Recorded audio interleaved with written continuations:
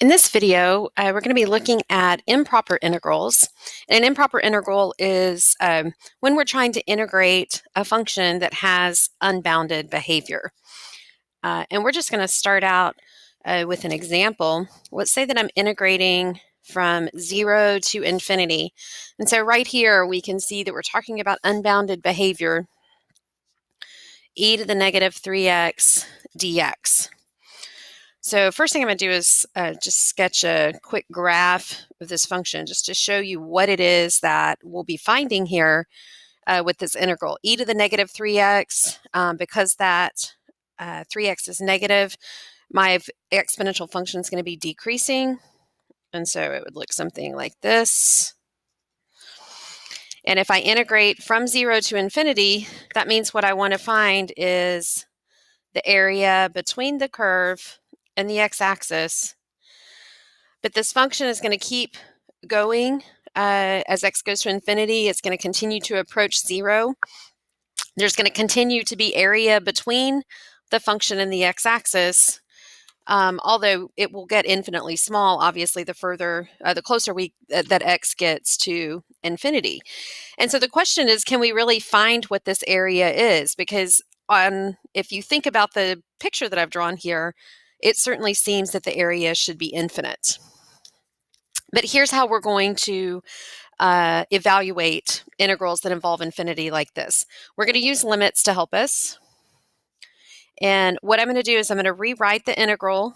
And instead of having infinity up here, I'm going to put b. And then we're going to take the limit of the integral as b goes to infinity.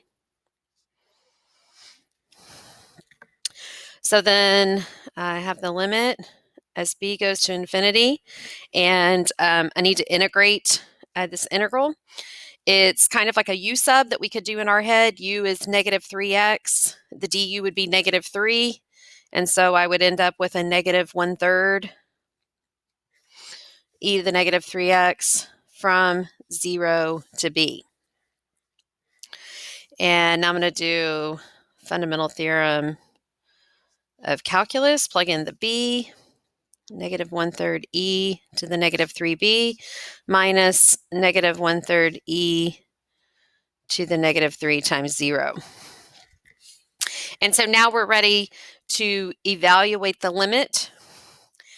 If we think about this function, if b goes to infinity, then what happens to e to the negative 3b? Well, I've graphed the function up here for us already, and we can see that as this goes to infinity, the function is going to approach 0. And so this is going to be equal to 0 plus, and then this becomes e to the 0, which would just be 1 times 1/3. And so our answer is 1/3.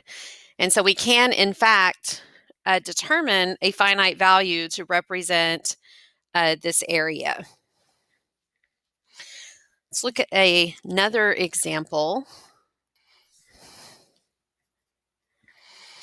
We're going to do the integral this time from negative infinity to 0. So starting with the infinity as our lower boundary on the integral, 1 over cube root of 2 minus x dx. So first step I'm going to do here is rewrite this using a limit. I'm going to change that negative infinity to an a, because typically we put a's at the bottom of an integral, b's at the top from a to b. And a is going to approach negative infinity. And I'm going to go ahead and rewrite this as 2 minus x to the negative 1/3. Okay, so this is limit as a goes to negative infinity.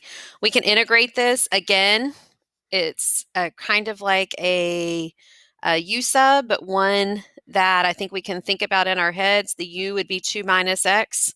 The du would be negative 1. And so when we solve for dx, we would just be dividing by that negative. We're just going to end up with a negative u to the, if I add 1, I get 2/3. And I didn't really leave myself space here, but I'm going to squeeze it in, divided by 2/3 or times 3/2 from a to 0. So fundamental theorem of calculus.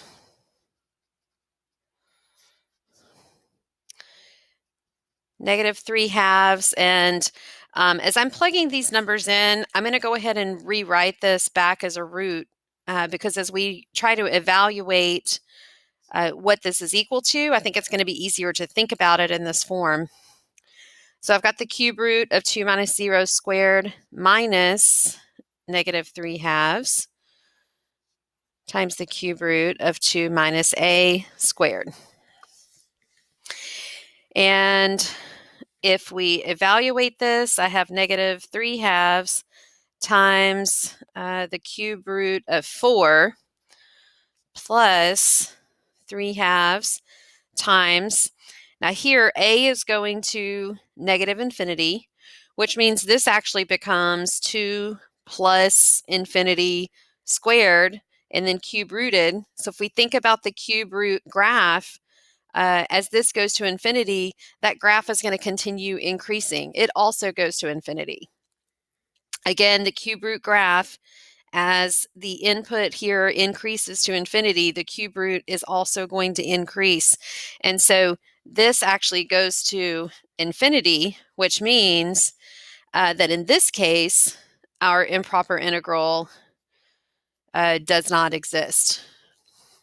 Or we could also say the integral diverges. We're going to do one more example here in this video. What if we have infinities on both limits of the integral from -infinity to infinity of 1 over 1 plus x squared dx? In this case, we want to replace both of these with a variable, a or b, and take a limit as those variables approach either -infinity or infinity. The problem is I can't really do a double limit here on this same integral. And so what we're going to do is we're going to split it up into two integrals, like just picking some finite value in between. You could pick any value that you wanted to. I'm going to choose to go from -infinity to 0, just because 0 is a pretty convenient value, and then start again at 0 and go to positive infinity. And so by putting this constant here, now we have set up each of these integrals where we can rewrite them using a limit. So this is going to become the limit as a goes to -infinity, a to 0, 1 over 1 plus x squared dx, plus the limit as b goes to positive infinity, integral from 0 to b, 1 over 1 plus x squared dx. And so now we're ready to integrate. And hopefully we recognize that 1 over 1 plus x squared, that integral is just arctan, inverse tangent. So limit as a goes to -infinity of arctan x from a to 0 plus the limit as b goes to infinity, arctan x from 0 to b.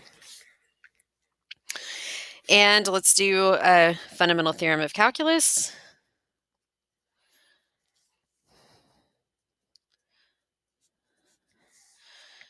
For our first one, we have arctan 0 minus arctan a.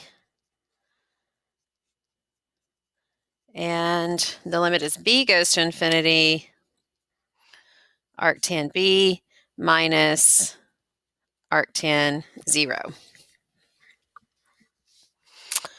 Okay, so now we're ready to evaluate. And in the case of limits, as these numbers are going to infinity or negative infinity, I think one of the best way to evaluate those is to think about what this graph looks like. And it's quite possible that we don't remember what this graph looks like. Hopefully you remember that your tangent graph, y equals tan x, looks like this. We've got asymptotes at pi over 2, negative pi over 2, 3 pi over 2. Any place where cosine x is 0, that's where we're going to have an asymptote because tangent is equal to sine x over cosine x.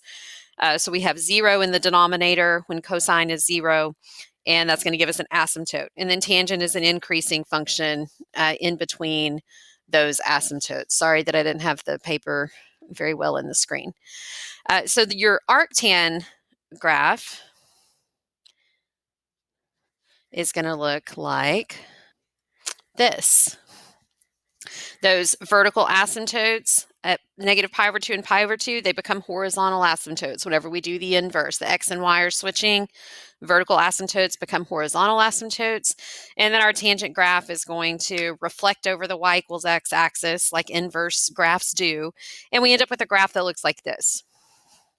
So using this graph to guide us, let's go back to and I think I'm going to switch colors just to make this a little easier to see. Let's go back to our expression here.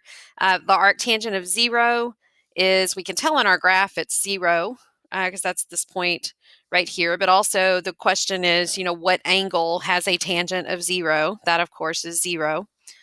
Minus arctan of A as A goes to negative infinity. Well, if I'm going to negative infinity, you can see that this graph is approaching negative pi over 2. It's going to keep going closer and closer to this horizontal asymptote, negative pi over 2. Plus arctan of B as B goes to infinity. So as we go to infinity, the graph is approaching positive pi over 2. Minus arctan of 0, which again is 0. And so we have, this becomes positive pi over 2 plus pi over 2. This would equal pi. And so the area that we are finding between this original curve and the x-axis is equal to pi. And just in case you wanted to know what that graph looks like, this is 1 over 1 plus x squared. And so the area from negative infinity to infinity, that area is equal to pi.